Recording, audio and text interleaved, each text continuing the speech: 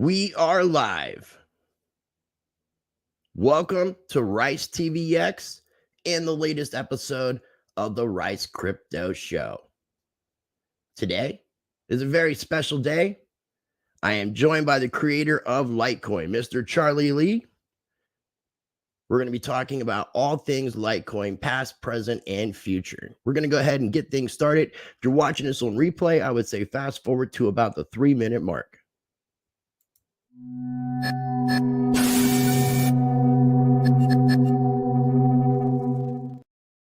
And as always, before we begin, a few quick messages from the sponsors of Rice TVX and also from the channel. BitSwap is the hottest new way to trade tokens. Crawling all the top decentralized exchanges, BitSwap will get you the very best price and value for your trades.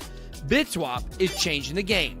Try it now at bitswapdex.com. Make sure you are subscribed to both Rice TVX and Rice TVX2. Rice TVX is very close to crossing over 25,000 subscribers. So if you're not already subscribed, please make sure you are subscribed and make sure you smash that like button because it helps other people to be able to find these videos in the YouTube algorithm flow.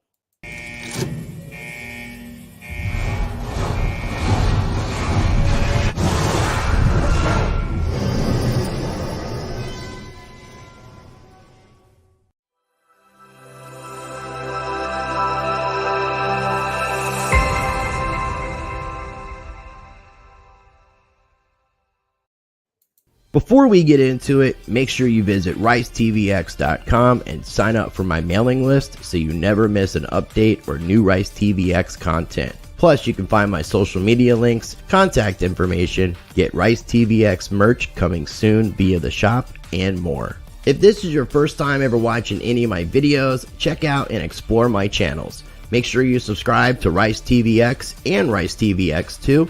Both can be found on YouTube. And hit the notification bell to get alerted to new videos. Also, you can follow me on Odyssey and Library, where I have my full catalog of videos plus extra content. And you can also find Rice TVX on BitChute. If you want to support Rice TVX and what I do directly, I have my PayPal, Cash App, plus my cryptocurrency addresses via my Cointree link below in the video description. You can also join my Patreon channel where you will get early access to some of my videos, exclusive content, and more, with 4 different levels of membership, all offering something different.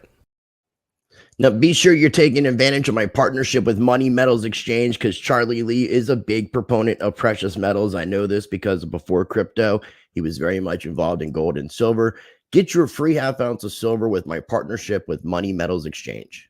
If you are looking to purchase and invest in precious metals, gold and silver are both good safe haven assets to hedge against the financial collapse we are experiencing. Check out Money Metals Exchange. I partnered up with them and you can get a free half ounce of silver. Visit moneymetals.com, be a first time buyer, purchase a minimum of $100, and use the promo code RICE. You get a free half ounce of silver and it's another way to support the channel. All right, ladies and gentlemen, about to get things started. I am joined by Charlie Lee, the creator of Litecoin. He is the managing director of the Litecoin Foundation. He is an ex-director of engineering at Coinbase, and this is his second time on the show. I've got links below in the video description for his first appearance, so make sure you check that out. Charlie, I appreciate you coming on the Rice TVX. How you doing today? Good, I'm doing well. Thanks for having me. And again, man, I really appreciate your time, and I'm definitely looking forward to the conversation. Before we get into all things Litecoin, I know you're a big, huge sci-fi fan. So I wanted to ask you, because the last time we talked, I found out that you're a big, huge Star Wars fan. What are your thoughts on Disney and what they've put out over the past year or so with The Mandalorian, the Book of Boba Fett, the upcoming Obi-Wan Kenobi and such? I'm enjoying it. I mean, I think my theory is that if a show or movie has lightsabers in it, it can't be bad. So, well, as a long time fan, what do you think about what they did with The Mandalorian and also with kind of giving a little bit of more story about Boba Fett? I really enjoyed The Mandalorian. I thought it was a really good show, even if it wasn't Star Wars. I thought it was just a good show, a great show. And of course, they added like the Baby Yoda just to get the the merchandise sales, right? So that's typical Disney for you. The Book of Boba Fett is pretty good, but they kind of made Boba Fett's character like much weaker, because Boba Fett was always like a very mysterious, like menacing character. Right now, he's nice. he's trying to do the right thing, which is kind of not Boba Fett, but it is what it is. Well, I mean, and the cool thing about that, and I totally get what you're saying. The cool thing, I guess, is that just started to progress with the show, with his relationship with the Tusken Warriors that took him in. Yeah, so I don't know. Know Tusken Raiders. I'm not sure if that's what happened to bring about a little bit of change in him, but I get what you're saying, man. But I did want to get your thoughts, because I know you're a huge fan. So yeah, you can see my it's over there, my lightsaber and BB-8 over there. What is that sword behind you as well? That's a Game of Thrones sword. Game of Thrones. So you're a big Game of Thrones fan? Yeah. Awesome. I love the TV show except for the last season. I'm looking forward to seeing what this series is going to be about the Targaryens. Oh, the prequel? Yeah, that's coming out soon. Yeah, that looks really cool from what I've seen with the previews and stuff. But I know people are probably like, why are you not talking about Litecoin? So I guess let's go ahead and get into and again, I appreciate everybody for tuning in. Make sure you guys are smashing that like button. Litecoin just recently had its 10-year anniversary. The Genesis block and the GitHub information was released on, and correct me if I'm wrong with anything, Charlie, on October the 7th, 2011, and it was officially released publicly, if I'm understanding, on the 13th of October, so just a couple days later. Announced on the 7th, and about a week later, it was launched. The network went live, and everyone was mining from the start. Yeah, around October 13. October 14, I think, if you're in the US. Okay. Were you in US when you launched it? Yes, I was. Okay. And one of the things that I was looking at, and I like to kind of look at a lot of different sources. Looking at Wikipedia, it talks about this being under an MIT X11 license. What exactly is that? Actually, you know what? If I remember correctly, it was October 12 in the US and 13 in the UK. But the launch time is set in the UK, but I was in the US. It was actually October 12th. Okay. So just like Bitcoin, Litecoin is open source, right? You can copy, you can fork, you can do whatever you want, as long as you keep the copyright and acknowledge the developers that you fork from, right? Or the code base that you fork from. Yeah. So it's kind of like a scientific, more academic version of GitHub in a sense. It's a different licensing agreement. There's slight differences, but generally it's more open. Okay. You can do a lot more. That's cool. It was that's the beauty of open source, right? Just to foster people working together and building on top of each other's ideas. No, I agree. I'm a big proponent of open source, 100%. Yeah. So, okay, so we have 10-year anniversary. What are your thoughts? And I mean, we're obviously a little bit over the 10-year mark, but what are your thoughts a little over 10 years later since you created Litecoin, with everything that's happened, not only with Litecoin, but cryptocurrency? What are your thoughts overall in the past 10 or so years? Crypto in general has exceeded my expectations in terms of price, in terms of adoption.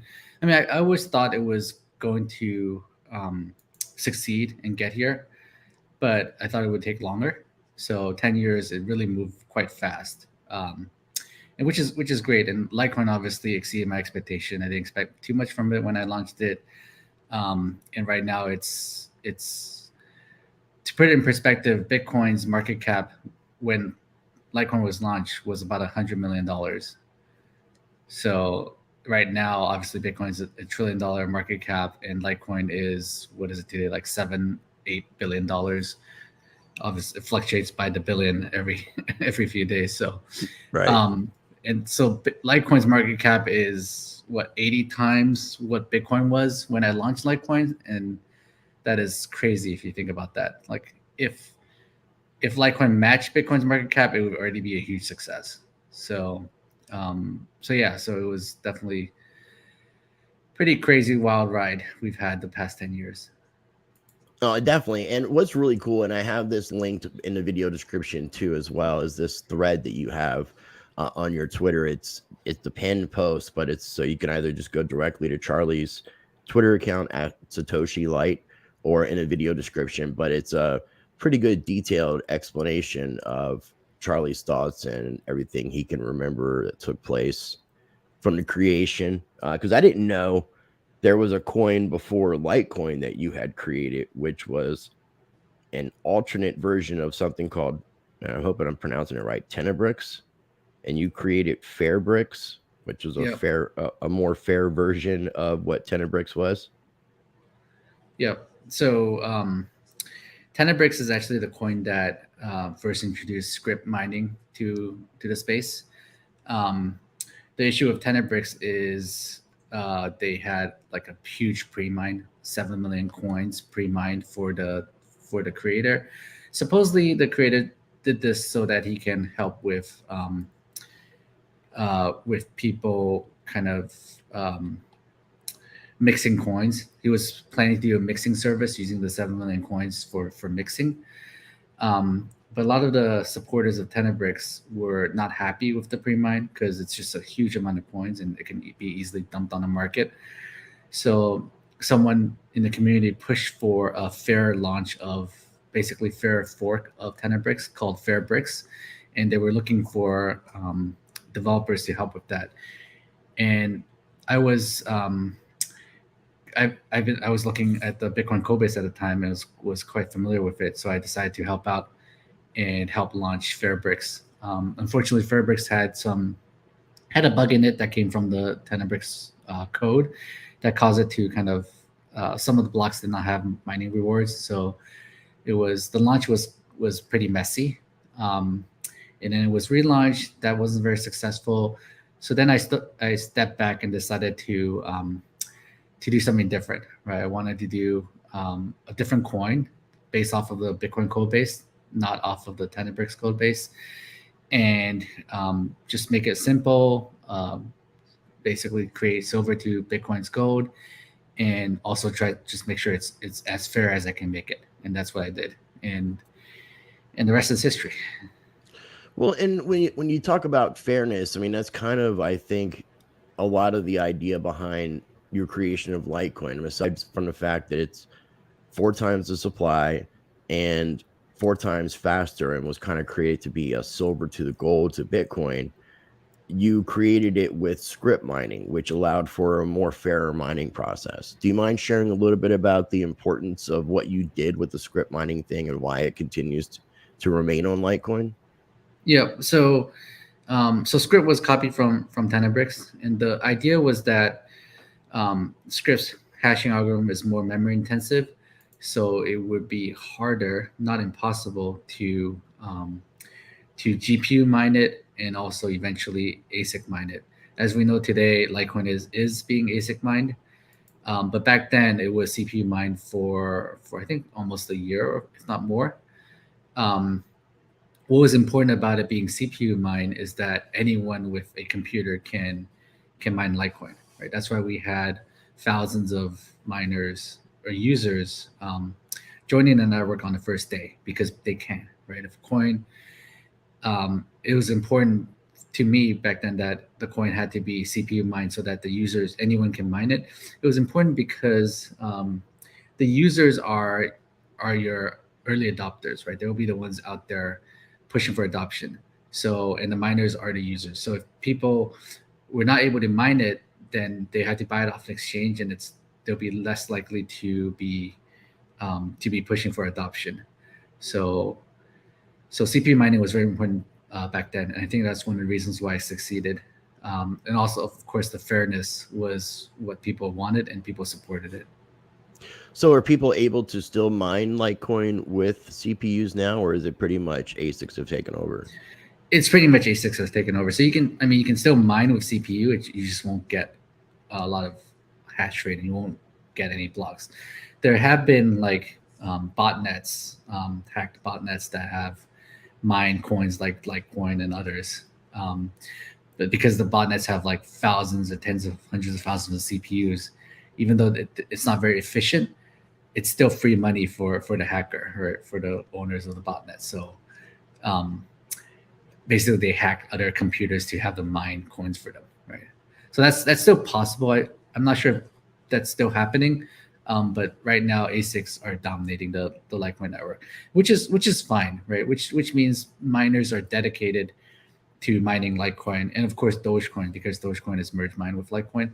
Yeah. So the what's important is that Litecoin miners cannot mine Bitcoin, so it's not that we're kind of stealing or competing with Bitcoin for miners, and that was very important because if you had to compete with Bitcoin for miners, it's really hard to succeed. Right. No, I agree. I agree 100%. And I mean, I'm glad that you mentioned the merge mining with Dogecoin, because that's something that I found out about 6 months ago, and it was something from what I'm understanding, and again, correct me if I'm wrong, that you had suggested to help keep Dogecoin alive, and had the because of the mining aspect. And had the merge mining not taken place, it's very much possible that there really wouldn't be a Dogecoin around today. Would you agree with that? Yeah. So this was it like 2016 or earlier? Um, Dogecoin. The issue with Dogecoin was that it was.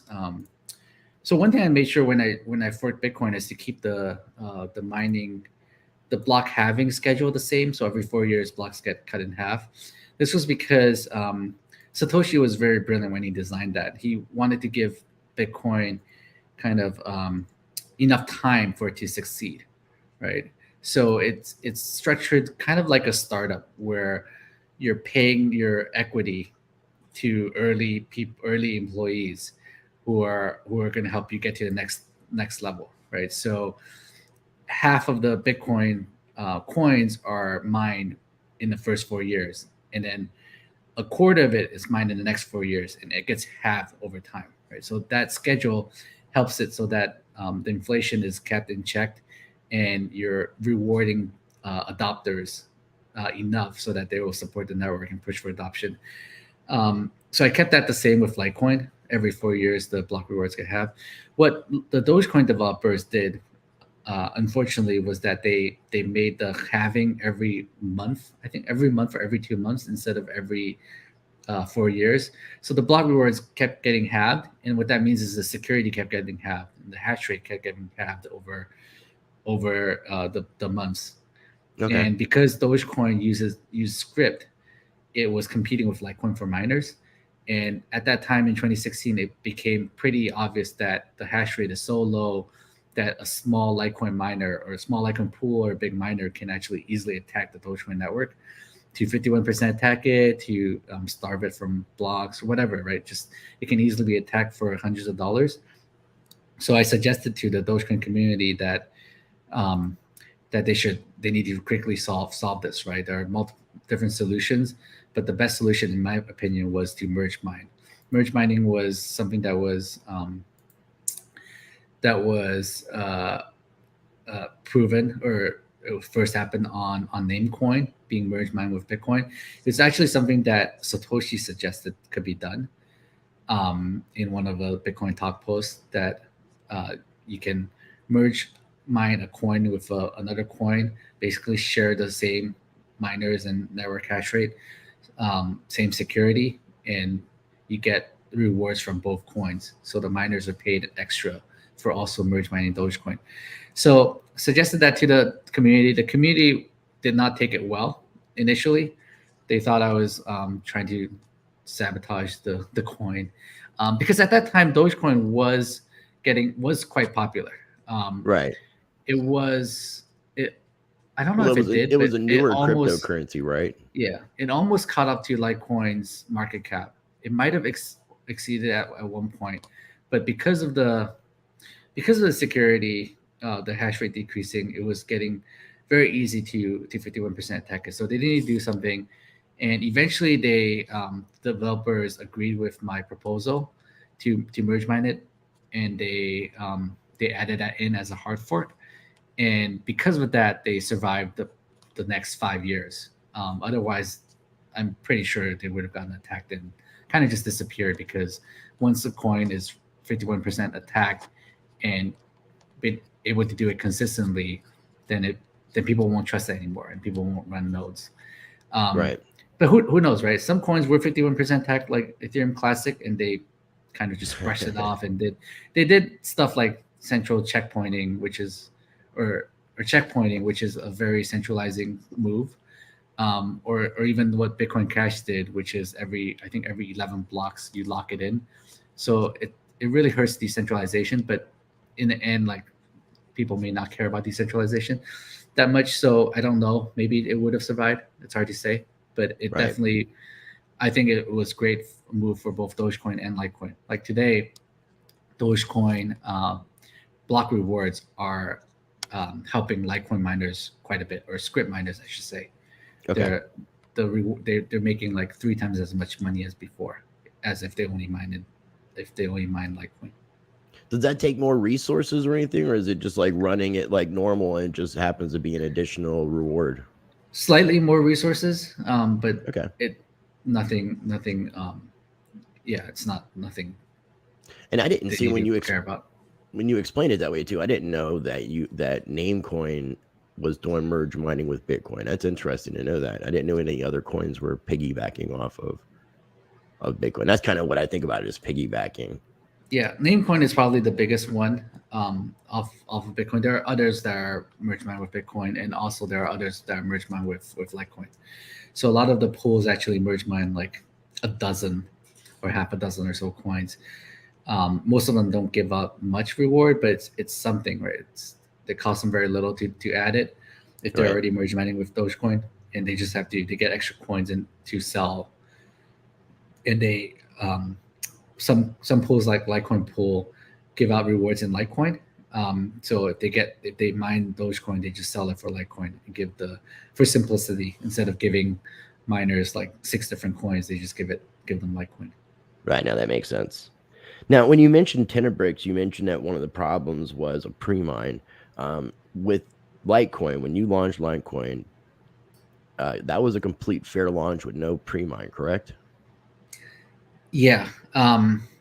There was 2 extra blocks that was mined, that I had to do to kind of protect the network, protect the Genesis block. So um, it was 100 Litecoins that was effectively pre-mined, but it wasn't anything like, it wasn't a lot, right? For Okay. example, like Ethereum had like 60% of the coins pre-mined or something like that. I don't know Right, with the exactly. pre-sale and all this. Yeah. So You didn't Litecoin, pre-sale any of those 200 additional tokens, did you? no. Okay. I mean, that's Um, the reason I'm bringing this up is because of, you really do seem to be looking out for the community, the people that are supporting the project, and I just wanted to highlight that, especially with this being right around the 10-year anniversary or a little after. Yeah. One thing I talked about previously is I actually went an extra step to make sure it's fair, right? So some coins that were launched before Litecoin they didn't have a pre-mine, but what they did was they released like the client to their friends and family before. So it was kind of mined. It's not like a set coins that was just added to the Genesis block. It was like secretly mined. So there's that.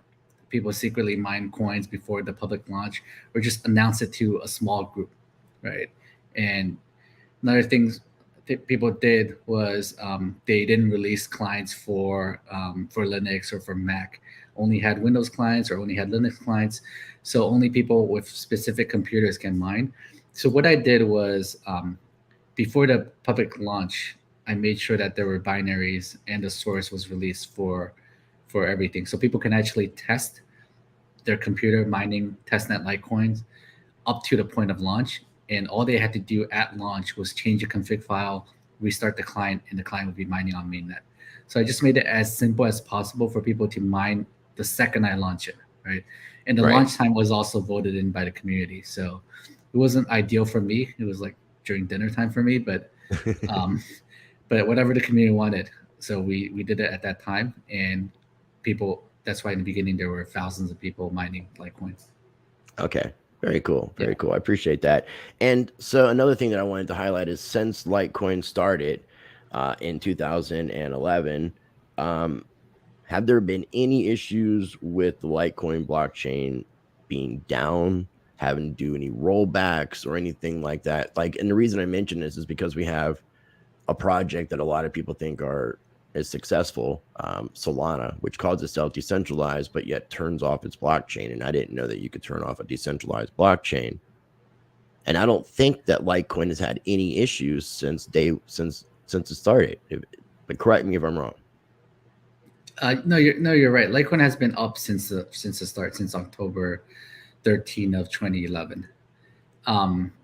It hasn't had any downtime. The network has been working flawlessly ever since.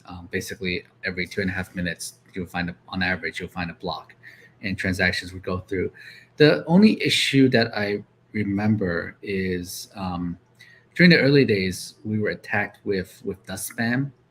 So people would send tiny amounts of dust, right? That happens on Bitcoin also. Just spamming people's wallets, right? So if anyone posts, back then people were posting their wallet address on Bitcoin Talk. Everyone was very open about like having their Litecoin address in their forum profile so people can send them tips or whatever, right? So someone basically sent tons of dust to all these public addresses, and that caused your node, your client, your wallet to slow down, just processing all that dust. And that was like one of the only issues. So I had to update the software a few times to combat that. But all people had to do was just download new software to make it. Otherwise, the old software is just like running really slow because of dust. That's basically it. I don't remember there were any other issues. I think half of it has to do with just luck. So Bitcoin ran into some issues, and because we were a version or two back from Bitcoin in a sense acted as a testnet for Litecoin for a while. So Bitcoin ran into some issues. They had to roll back effectively, or they had to ask pools to stop running new code because of a fork that happened, an accidental fork. And that's considered like some downtime, right? For 4 to 6 hours, transactions didn't go through, and Litecoin never had that problem. Like the network transactions always goes through within 10 minutes at max. The way that you explain that is really interesting, is like how Bitcoin kind of acted as a test net in a sense, because I know that there was inflation bugs, there were other type of bugs, and in the beginning, it's not as immutable as people claim that the Bitcoin blockchain is immutable. There's obviously been some mutability issues. So that again was another thing I wanted to highlight, and I wanted to ask you that because I wanted to find out if in fact, since it was launched late, since Litecoin was launched later, if you were able to avoid a lot of those early Bitcoin problems, which you definitely answered. So appreciate that. Yep. Yeah, and that's one of the reasons why we want to take things slowly. This is like changing your engine out in mid-flight, right? So Litecoin has been flying nonstop for 10 plus years, and now we're adding something like MWeb to it, which is a huge change. So it's tough, right? We may run into some hiccups. I wouldn't be surprised if we do. Now, OmniLite came out before this latest upgrade with MWeb and Taproot, correct? Correct. Yeah. Okay. Now, so the OmniLite, the way I understood it is on the Bitcoin blockchain that we have Tether that runs on the Omni side of blockchain, and that was created for Litecoin, since Litecoin is using a lot of the similar code. So with OmniLite, people can create tokens and NFTs, right? Right. Omni is a second layer solution, right? So what it's doing is it's using Bitcoin or Litecoin in this case to handle um, tracking new tokens, token creation, token transfers, NFTs. So what it's doing is every transaction, basically, if you want to send, let's say you create a token on Omni on Litecoin, you want to send one of these coins to your friend. What happens is you have to create a normal Litecoin transaction, sending a tiny amount of coins, and in that transaction, you're encoding the information about sending this token to your friend. So the Litecoin network miners don't really know what's going on with Omni, right? So Litecoin miners are just mining that transaction. It's a valid Litecoin transaction. It has a certain amount of secret kind of text encoded, and that text is Omni clients will understand what's going on, that it's moving tokens from one user to the other users. And that's how it's like a second layer solution and just piggyback off of a Litecoin transaction. Okay, that makes sense. I didn't know that it was actually a second layer thing, but that makes complete sense. And these 10-year anniversary NFTs for Litecoin, are they on the Litecoin blockchain? No, these were done on the Ethereum blockchain.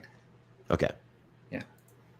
Is it possible to make NFTs like this on the Litecoin blockchain? It is. So right now, people are doing it with people are creating NFTs on Litecoin blockchain. The difference downside with this is that we don't have a marketplace. So unlike like Ethereum has OpenSeas and other marketplace that people can buy and sell and list their tokens, their NFTs. You can't do that with Litecoin. So people are doing it like as a Twitter thread or selling over Twitter and then just transferring the NFT to other people. Okay. But there are people working on a marketplace for NFTs and other stuff on Litecoin using Omni. So is this going to allow for stable coins like Tether or USDC to come to Litecoin? Easily. Like you can easily do that. That's one of the reasons why we actually worked on getting Omni on Litecoin. It's been a work in progress for quite a few years. I really wanted to convince Tether to launch on Litecoin, and I've talked to them. They're interested, but it might take some time.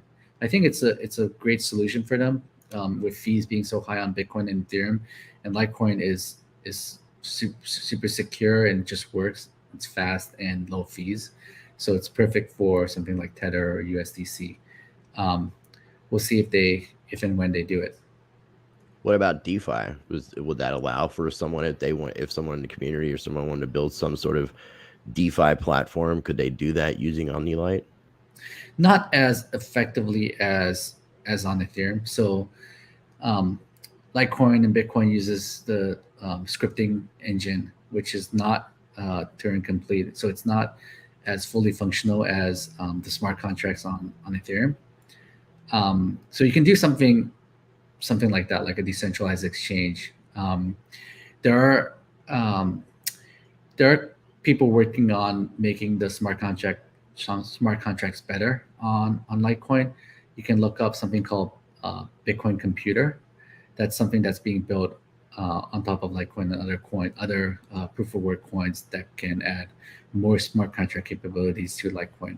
So that's something that I'm pretty excited about. It's also a company I invested in to help make that happen. Is that similar to the smart contracts that are being able to be deployed on the Bitcoin blockchain? It's more powerful than what's currently doable on Bitcoin and Litecoin.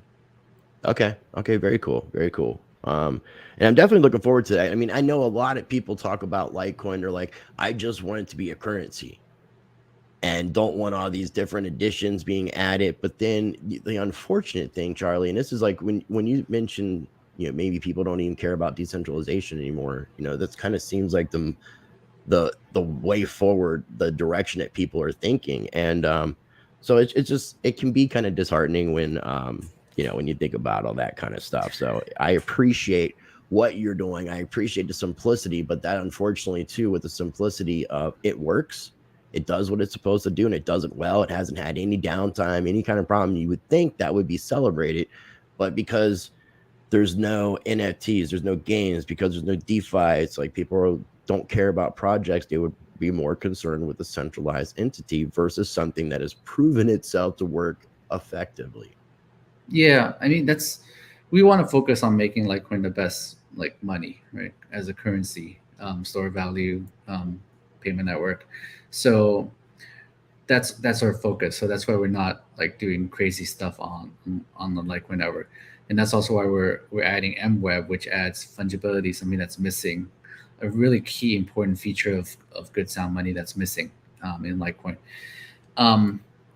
Yeah, so in some sense, Litecoin is boring, right? It just works. It doesn't do anything fancy, but that's also why people use it, right? If you look at BitPay added Litecoin support mid last year, and very quickly you saw Litecoin usage grow over time, and it's now like the second most used coin on BitPay, next to second to Bitcoin.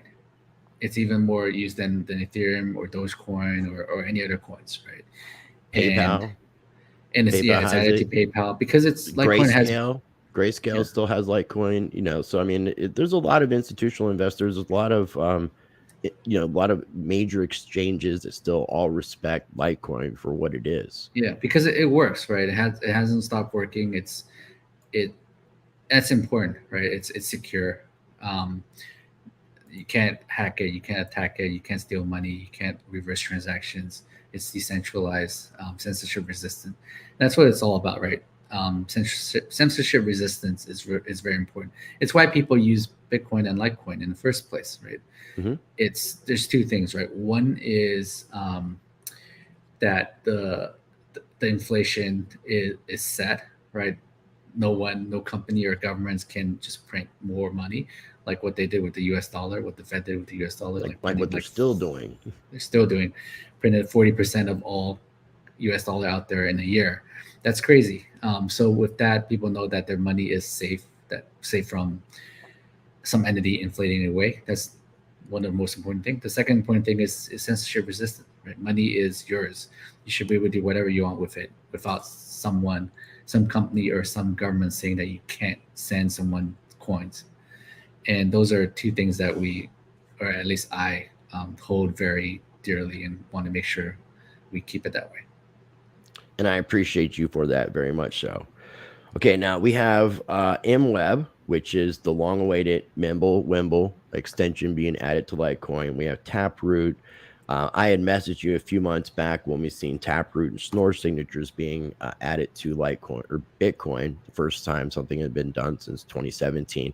At that time, you had told me no Taproot, no Schnorr signatures, which really surprised me because a lot of times it seemed like what was being done to Bitcoin was being done to Litecoin first, and Litecoin was kind of acting as a test net for Bitcoin, even though in the very beginning Bitcoin was a test net for Litecoin, which that's kind of an interesting thing to think about. But for the most part, Litecoin would add Bitcoin stuff after Bitcoin, right? So what happened with SegWit in 2017 was that Bitcoin was at a impasse, right? It couldn't get SegWit activated because of miners blocking it, and I saw that as an opportunity for Litecoin to help out, and that's why we did that, right? We added SegWit and pushed for adoption, push for activation, just so that we can prove that that it works, right?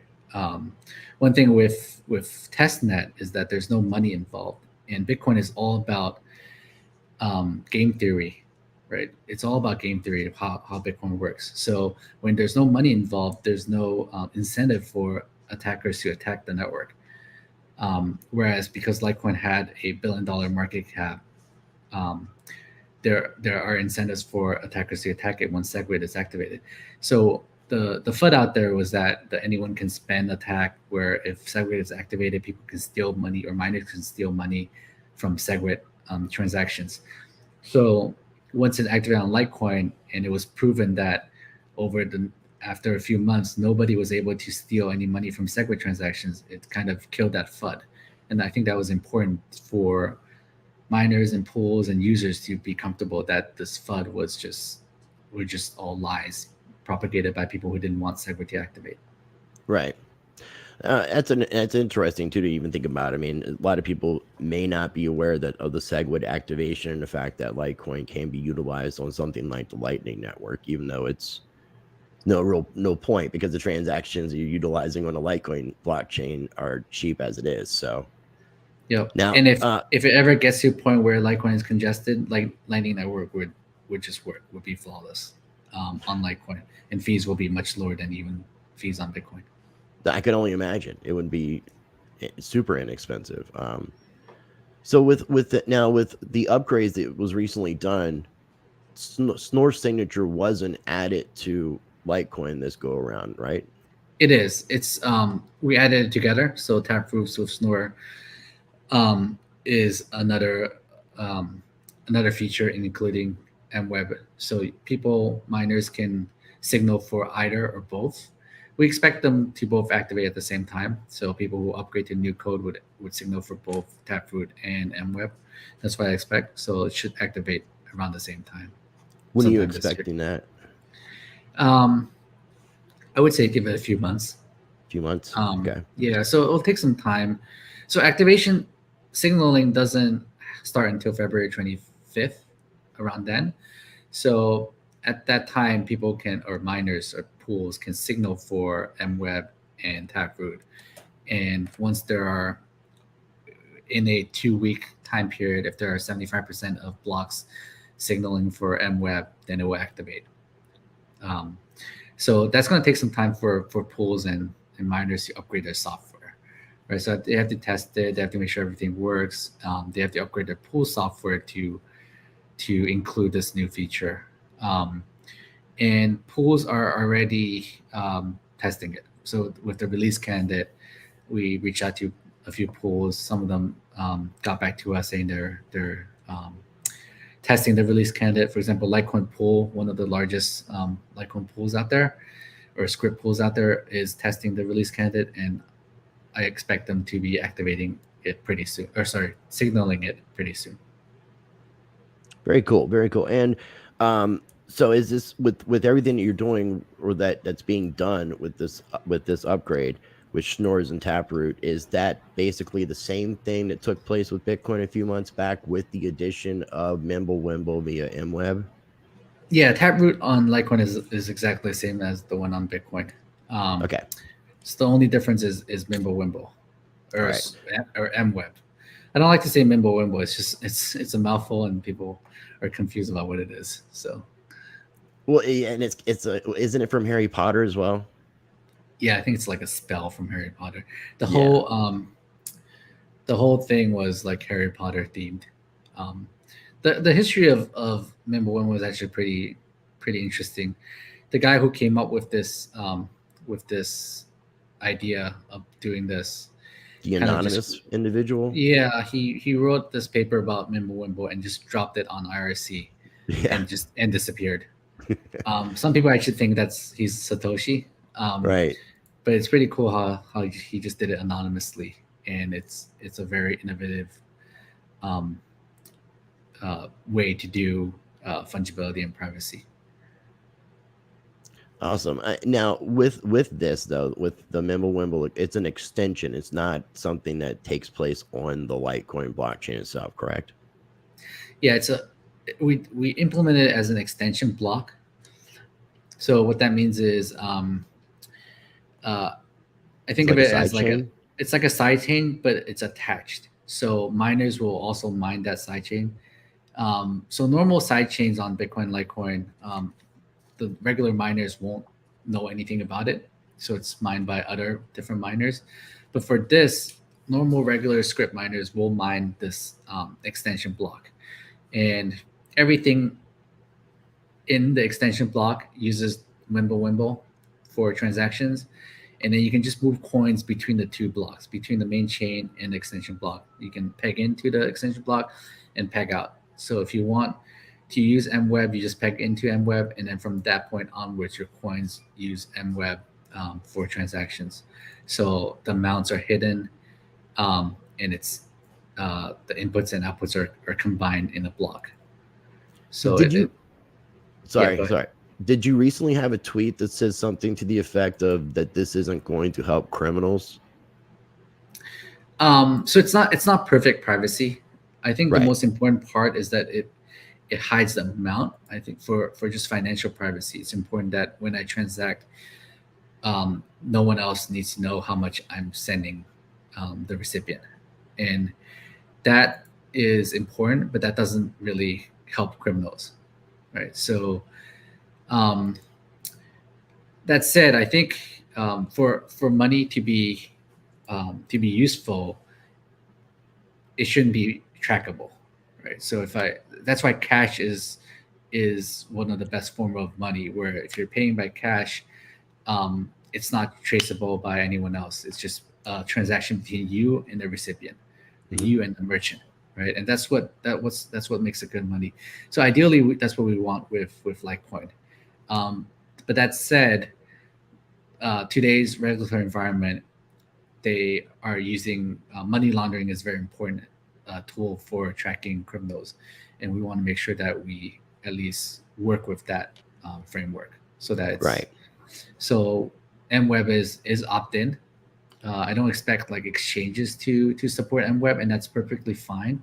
They can just support the main net, and if people have coins on that website and they want to sell them, they would just send them to an exchange address, and they will automatically peg out from the MWeb side to the main chain, and things will just work as before.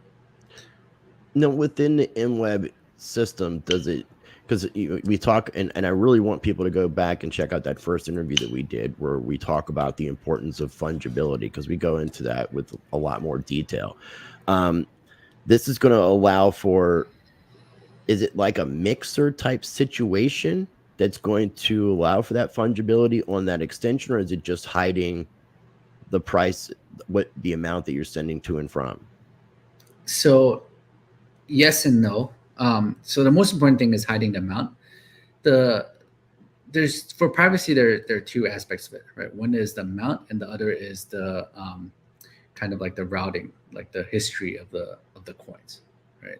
So hiding the amount is perfect on using MWeb, um, unless the cryptography breaks, and we can talk more about that. Um, but that's not right now. It works flawlessly. In terms of hiding the routing of the money, it's not perfect, and it's not trying to be perfect. What For scalability reason, what it does is every block, it combines all the inputs and outputs of all the transactions into one large transaction, and that's how MWeb works. Um, so if you're looking at an MWeb block, you can't tell who sent what to who else, because it's just one large list of inputs and one large list of outputs. Um, but that said, if you're running a node and you're listening on the P2P layer of the network, you can see transactions getting passed around. So you can see the individual transactions. So if anyone really wants to, they can actually have a node running and look at the individual transactions. But once it's in a block, it's just one big transaction. And that's for mainly for scalability reasons, but also for fungibility reasons. Um, so if there are more and more people using MWeb on Litecoin, your transactions are more kind of mixed with other transactions. Okay, that makes sense. That makes total sense. Okay, so one of the things I want to highlight and then ask you your thoughts. So we have Litecoin being added to Coinstar ATMs.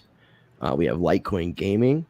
We have people can now convert their paychecks or their direct deposits into Litecoin, also Bitcoin and Ethereum via hedge with David Schwartz's hedge company, which people can check out, gethedge.io. I did some interviews with him as well. Was there any other, aside from Litecoin gaming, hedge, and Coinstar, was there any other news or anything that you wanted to highlight that I'm missing, or any thoughts about what I just mentioned? I can't think of anything new right now. I'm I sure don't think there's I stuff in the dug. works. There's definitely Okay. stuff in the works, but All right. Well, nothing right now. I know you had a trip, a plane trip to El Salvador, because that was kind of all over the internet via John Kim. What are your thoughts on El Salvador legalizing Bitcoin? And David Schwartz said that you going down there wasn't what people were expecting it. So can you share also, aside from your thoughts with El Salvador and Bitcoin being legal tender, what your reasoning was for being down there? What can I say? So for one, I think it's awesome what they're doing with Bitcoin being legal tender. It's pretty amazing that we now have a country pushing for Bitcoin adoption on a country level, right? So I think that's huge for Bitcoin and crypto, and I definitely support that. So we did take a trip, me and John and eCurrency Hodler and Alan Austin, and also Samson. Samson was with us. Also, Samson Mao took a trip to El Salvador for something that I can't really talk about. It's not. People shouldn't speculate too much about what's going on, but hopefully it will come to fruition within a year. But we're basically pushing for adoption, right? Pushing for Litecoin to be adopted. So stay tuned. Okay. I'm very excited about it. Yeah. I know there wasn't a whole lot you could say, but I was just trying to see what would slip out or what you would allow being said. Yeah. Okay, so let me see. Oh, did you hear in the news about Russia? And I think the banks in Russia now are recognizing Bitcoin and cryptocurrencies as currency. Yeah, I saw a couple of tweets about this just today. What are your thoughts on that? Nothing ground shattering, right? They're just acknowledging cryptocurrency as currencies. Well, isn't that better than our IRS recognizing it as property? The IRS thing doesn't really matter, right? IRS can think of it as commodities, as property. It doesn't really affect anything. What's more important is that if Russia recognizes it as currency, does it mean there's no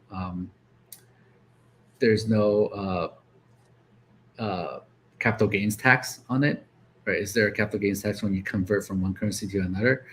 I think the U.S. tax law, IRS still taxes that, but what's important is people can use it as money, right? You don't have to worry about right now in the U.S. at least. If you use Litecoin to buy coffee, you'll have to figure out how much you pay for that Litecoin and then do some calculation, figure out how much taxes you have to pay on capital gains for that purchase, which is really annoying, cumbersome, and makes it really hard to use as currency, as money. And I know there are people working on bills to make that easier, right? To make it so that purchases under $600 or something will not be taxed, or some small amount. If you're just using it to pay for coffee, you shouldn't have to worry about trying to calculate the capital gains tax on that purchase. So I'm hopeful that will happen in the U.S. Well, they're trying to do some legislation. It was $600 or less. Now they're bringing it back up at $200 or less. That I don't think that there would be like any capital gains. So, at least there is some positive things, and there's some decent politicians that are pro crypto and pro blockchain that are pushing through some awesome legislation. I had two more questions, and then I'm going to wrap things up because I know your time is limited. I think it was David Schwartz asking. I was trying to find the comment, but he said ask you about Tom Brady retiring, I think is what it was. Okay. Is there an inside joke to that? No, I'm a big fan of Tom Brady. I've been a Patriots fan since I went to college in Boston, Cambridge area. So I'm kind of upset. That's kind of sad to see him go, but he's been pretty amazing over the years. Greatest of all time. Yeah, I'm still searching for the comment, but so are you losing any sleep over this though? Is it that kind of sad? No, I'm not losing any sleep over it. And Miss Teen Crypto, I know you just did an interview with her. So if people haven't seen that interview, I definitely encourage people. That was 2 days ago. She told me to ask you about In and Out. Are we We talking talked about the about burger it. place? Yeah, we talked about it, right? In and Out. Yeah, it's one of my favorite burger joints in the Oh, area. it's good stuff. Good stuff, Yeah. 100%. The Okay, funny thing cool. is the owners of In and Out is very religious. So they put religious stuff on their cups and stuff. It's pretty interesting. And also because of that, they don't open on Sundays, and that's always a bummer when you go to In and Out on Sunday and then find out that they're closed. Yeah, no, I'm the same way because I love Chick-fil-A. Chick-fil-A is like the chicken version of In and Oh, Out. actually, you know what? I'm thinking of Chick-fil-A also. Chick-fil-A doesn't open on Sundays. In and Out actually does open on Sundays. I got Okay. that wrong. Yeah. Well, I don't have In and Outs here in North Carolina to correct you. If I was an In and Out Mhm. expert, I would have, but I definitely know that Chick-fil-A, and I love the Chick-fil-A sandwiches, Yeah. and I always crave them on Sundays. I don't know why, but yeah, it's just one of those things. All right, man. Well, I really enjoyed this. Do you have anything that I didn't highlight or anything that I didn't mention that you would like to say, or any final thoughts before we wrap up today's interview? Well, I think MWeb is huge for Litecoin. It's one of the it is the first time we're doing something different than Bitcoin. It's for sure risky. I want people to go out there and read more about it. Right, read more about what MWeb is doing, more about how it works. I think I think people should go out there and push for miners and pools to signal for MWeb. I think it's going to be big for Litecoin.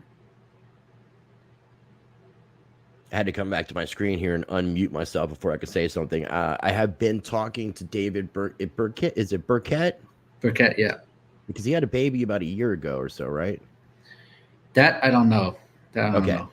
Because I was going to try to interview him, and I mean, he agreed, and now he's told me he would do something in February. I just haven't reached back out to him because I wanted to get this one done before I talk to him about scheduling. But I do plan on getting him on and trying to do a really in-depth conversation about the Mimblewimble extension and all that good stuff. Because I know I'm really excited about fungibility. I mean, it is something that we need in the cryptocurrency space. And again, I don't want to revisit that conversation, but check out that first interview for everybody watching. I would definitely encourage it because there's a lot of good information in that interview. And that was May of 2020. It was right after I interviewed your brother, Bobby Lee, about Ballet, the wallet company. So, well, Charlie, Was again, it man, it that long ago? Was it over a year and a half ago? I thought it was less than that, but no, it was. And you told me you wouldn't go this long with an interview, and you still made me wait, but it's okay. I love you.